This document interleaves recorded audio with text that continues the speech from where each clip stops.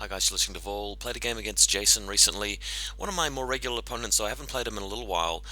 Throughout the Operation Flamestrike campaign, I've been posting a lot of games. He's been posting a lot of games, but not really against each other. So it was good to actually have another game against him. He's a good player with Pano using his Neo Terra Capitoline army. I'm using my new Imperial Service army, which I've been a little bit boastful about on the online.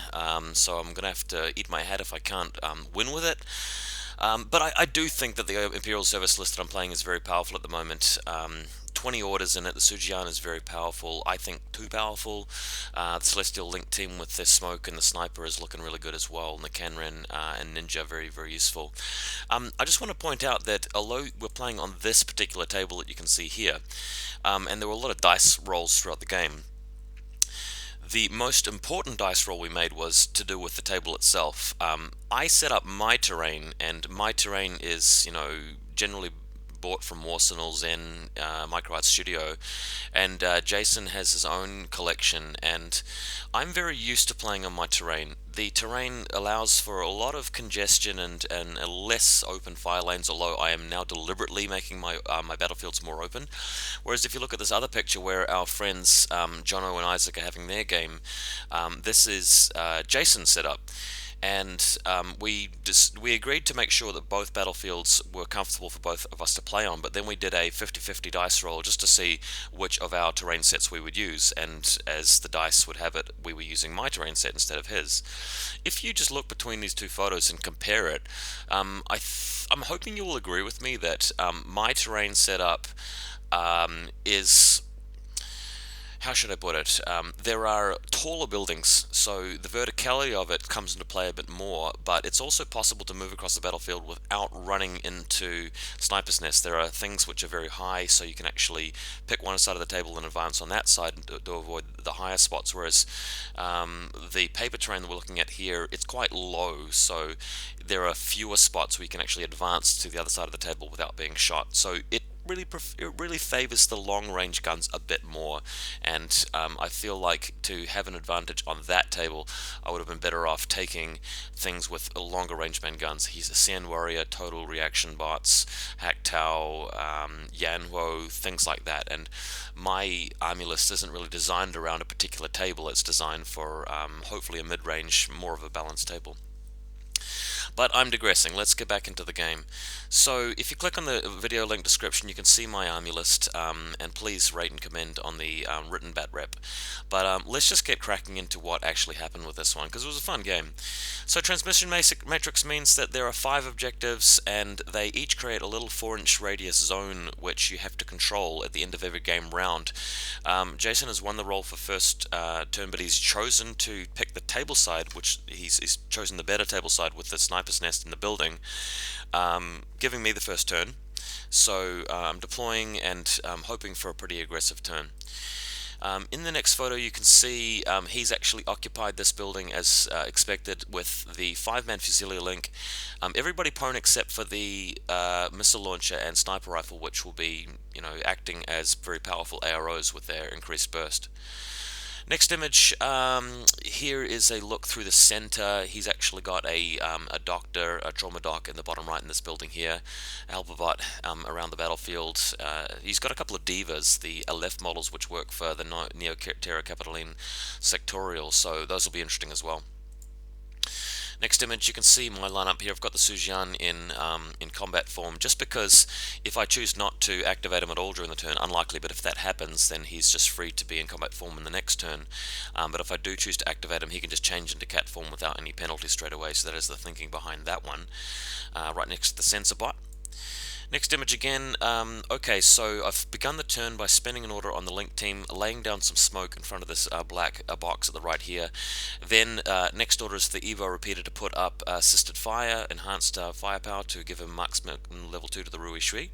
And now the Rui Shui moving out to attack the Link team. Now, I did not realize that when you shoot at a Link team, obviously that means that only one model can shoot back, so it's still an advantage, but they ignore the -6 penalty from firing back through smoke because of their Sixth Sense level 2. So that actually put me at a disadvantage. The bot here is ignoring cover, but it's at long range, so I didn't quite get into the 24-inch range band. So I'm needing 9s on 4 dice. He's actually needing a whopping 18 on 2 dice. Luckily, I managed to get a crit though and nailed the sniper. So in the next image, you can sort of see the bot having moved further forward, trying to get into range band for the rocket launcher at the top, the missile launcher at the top. Again, not making it to range band because that's further to reach the higher part of the tower, and not winning the face-to-face roll there, so being destroyed. So that requires me to activate my Celestial Guard Link team and shoot him with the sniper. It'll be 3 dice versus 2. Because he's lost the extra member, he's only Blister skill 12, so managing to kill him with the sniper. But yeah, lesson learned. Obviously, I might have been better to try and work the smoke a little bit closer and take my time and actually get into the right range band to overcome the Link team that way. As it happened, I did learn something valuable there. Next image, the Sujian now activates and moves out. My opponent read the mission more carefully than I did. The transmission matrix objectives themselves are friendly repeaters for both sides. Didn't read that part, didn't understand that. So when he moves out, he hacks me with his Fusilia hacker. He reveals a Swiss Guard hacker as well. He's got a Diva hacker. So all of them put out gotchas and basilisks and actually shut me down straight away. So that was, a bit of a spanner in the works. I'm very used to obviously getting a lot of mileage out of Sujian, which is why I'm telling people that I think he's very powerful. But if you hack him back to the Stone Age, obviously that's a good counter to him. Please remember, guys, that this isn't an argument against the Sujian. This is an argument against my poor strategy and failure to read the rules. Had I known what the rules for the scenario were, I could have deployed the Sujian on the other side of the battlefield, out of range of the repeater, and just moved him up with 7 or 8 orders. Or in this case, with reduced order pool for the first turn under a command token, still 5 or 6 orders, and that would have just shredded that corner of the table, and then left them free to dominate the rest of the game. So yeah, it's more of a scenario thing, more of an ineptness thing, not so much an anti-Sujian thing. So I don't want anybody sort of criticizing my appraisal of Sujian just based on this move, but again, I just kind of got pwned here. Next image. Okay, so given that's the case, the Guangxi now moves up. Because the Fusilia missile launcher and sniper have been eliminated, the Guangxi now has free reign over the other side of the table without any arrows. Launching a chain rifle shot at the Doctor and the Diva. The Doctor dodges out of the way, the Diva shoots back with his gun and takes a chain rifle hit, goes into no wound incapacitation. Next image, the Guangxi, although the model remains in the photo, he has been killed. The Canran Fort Observer now moves up and gets into range to shoot the Diva with boarding shotgun. So, although there are supposed to be hollow projected echoes here, the Diva shoots back with the nanopulsar, catching all 3 of them in the blast, so just revealing the correct one. The Canran with BTS-3 is basically saving on an 11+, so 50-50 shot at it, and I do make the save. So Canran survives, and the boarding shotgun takes out the Diva, who turns out, as we get to the next turn, to be the lieutenant for the NCA armies, so a really good pickup there. Next image, the Canran steps over the corpse and comes down to gun down the Doctor. This is really crucial as well. Had I failed the BTS save and not managed to pull through to kill a Doctor, he would have been able to heal the Fusilia. So a big swing here in my favour, but the Trauma Doc wiped out. That means that he won't be able to heal any models for the rest of the game, which is huge. It's a really big difference. Next image, more orders to spend on the Canran. He moves back out the door, comes around here and kills the CSU. Importantly, this puts the Canran in range of that objective, so even that's an objective on his side of the table, it's a really good pickup, but he still has a turn because he's going second. Big advantage in the scenario to go second, so he can take it back and at the end of the game round pick up objective points if he is able to do that. Next image, okay, so we've got a Swiss Guard hacker. I thought I'd just take a photo of him. He's the specialist here, and don't forget that anytime my model activates within 8 inches of a repeater, one of the objective zones, he can just hack me, whereas if he's moving out in his active turn, I can hack him if he comes towards a repeater. But if it's my active turn and I'm moving nowhere near a repeater, I'm fine. I can also move in range of a repeater to hack him if he's within range of a repeater, but he's not. So it's just got to get your head around it, guys. If it's his active turn and he's nowhere near the repeater, but I am, he can hack me. Whereas if it's my active turn and I'm next to the repeater and he's not, if I move he can hack me, but I can't hack him back. So try and get your head around that. Next image, it's now his turn. He's in Lost Lieutenant. The Hexa sniper comes out of hidden deployment. I wasn't 100% sure why it didn't do that when it was responding to my sniper, but I guess he had his reasons. He now moves out of hidden deployment and surprise shots against my Celestial Guard sniper, killing me, leaving me with a 4-member link team. Next image, we've got a Diva here who's also a hacker, moving out now to engage the Canrin and shoot him up with the combi rifle in the active turn. Plan there is just to move across and regain control of that objective, quite important. Next image, there is a Guangxi here who I originally thought he died, but apparently not. The Spectre that you see in the photo is actually representing a Hexa with killer hacking device, I believe, coming out of hidden deployment behind the Guangxi and shooting him to death with the combi rifle very effectively. So that's what that is. Remember, he can only spend irregular orders on most of his guys here, apart from a couple of spare command tokens that he pumped out to generate a little bit of extra reach in his order pool. Next image, the Swiss Guard re-maneuvering around here a bit closer. He does come within range of the repeater, so I can brain blast with my Evo repeater, but if I do that, it allows him an ARO, so he can actually get back to me if I do that. So very interesting interaction indeed. Next image, the Sujian will come out of immobilization state at the end of that turn, but he decides to use more hacking programs on me just to prolong the immobilization on the Sujian, which makes sense, but I'm not too worried. I still have a little bit of a lead in this game given the way the first turn panned out, so the Sujian can just sit there generating an order. That's fine.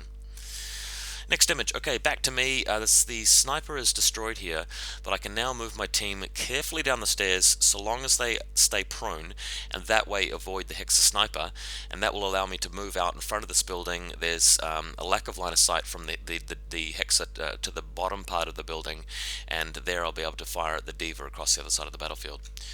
So next image, you can see what that is. At the top right of the photo, there's a Diva painted in black. Bottom left, the Celestial Guard link team has moved around to the bottom of the building and now able to fire at it long range with the combi rifle, 4 bursts still because it's a 4-man link team, and after a couple of orders spent, managing to kill him. So the important thing about that is that that Diva is the only thing holding that objective, so he would have to move more models over there, which will waste orders. So that is the game plan, just to try and stay hit on scenario.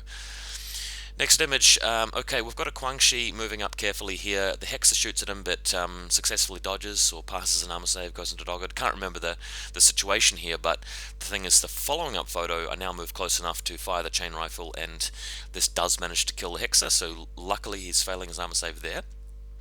Important, because it now allows me to cross the other side of the battlefield. Next image, Celestial Guard link team just moving into careful positions. I believe they would have otherwise been shot by the Hexa, but now they're in position, they can hold this objective, quite important as well.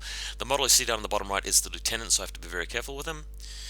Next image, because the Hexa sniper is down now, the Guangxi can just keep moving across the battlefield and can send more and more and more of them, endless supply of Guangxi, blowing up this hacker as well with the chain rifle as well. So just trying to really win the attrition game at this point.